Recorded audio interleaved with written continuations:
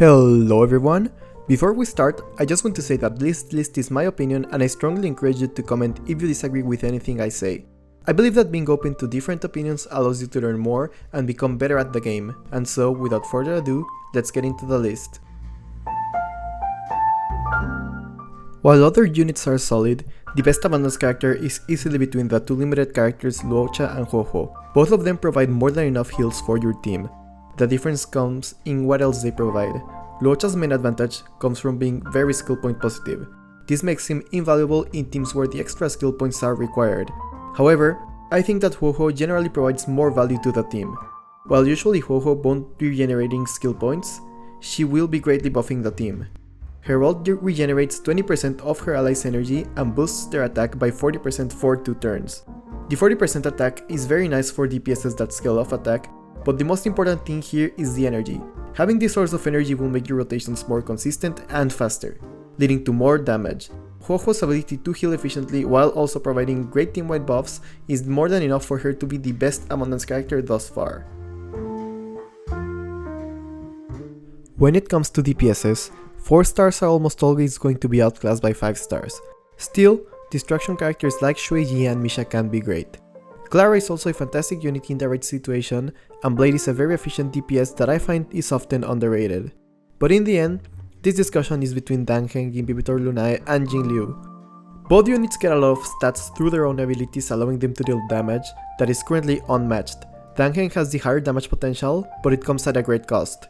To maximize Dan Heng's potential, your team will be limited to characters that can provide him the skill points he really needs.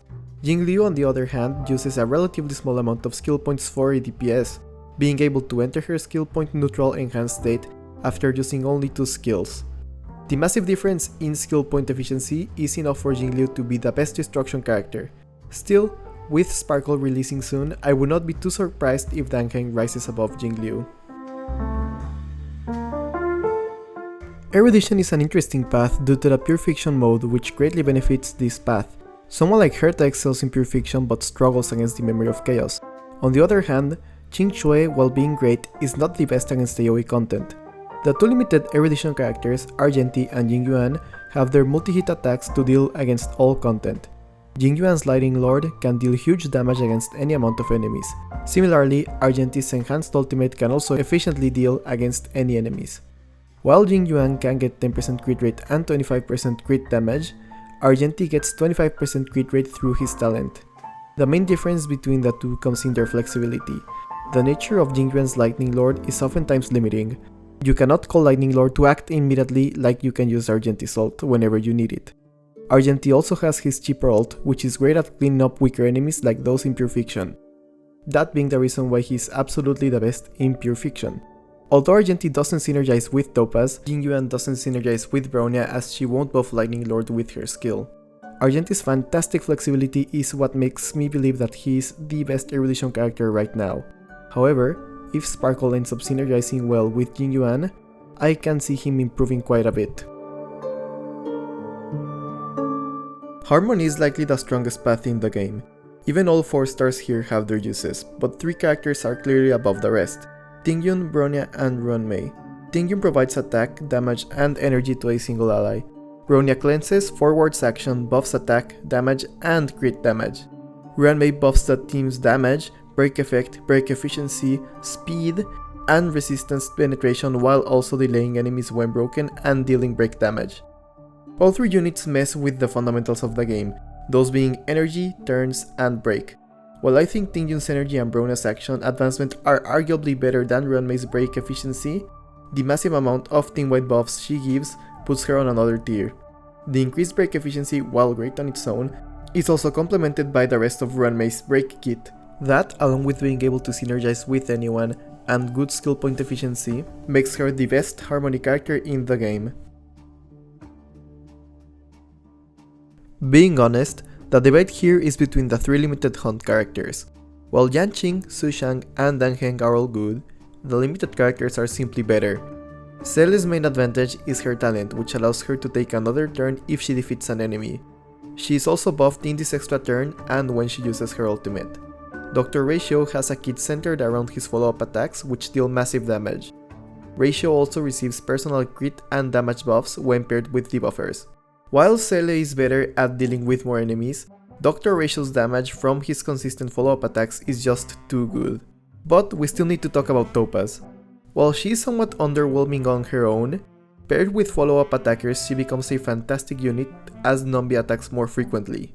If we get supports that have follow-up attacks or a sustained unit that has follow-up attacks and is not March 7th, Topaz will most likely become the best Honkai character, but at this point in time that is not the case, so I'll be leaving Dr. Ratio as the best hunt character in the game. Nihility is an interesting path as characters of this path serve a wide variety of roles. First, you have debuffing supports, the main two being Pela and Silver Wolf. While Silver Wolf's debuffs are stronger, they are completely single target. She can also apply weaknesses to an enemy, an ability unique to her. In the opposite way, Pela's ult attacks all enemies. If there were more single target content in the game, Silver Wolf would easily be better, but with the current content oftentimes Pela is better. Still, I don't think this matters much for this discussion, as with the release of Black Swan, I think she and Kafka are by far the best Nihility characters. Now, choosing between these two is tough, as Kafka is not the best without Black Swan, and Black Swan is not the best without Kafka. Black Swan has the strongest dots, but Kafka is the one triggering them constantly.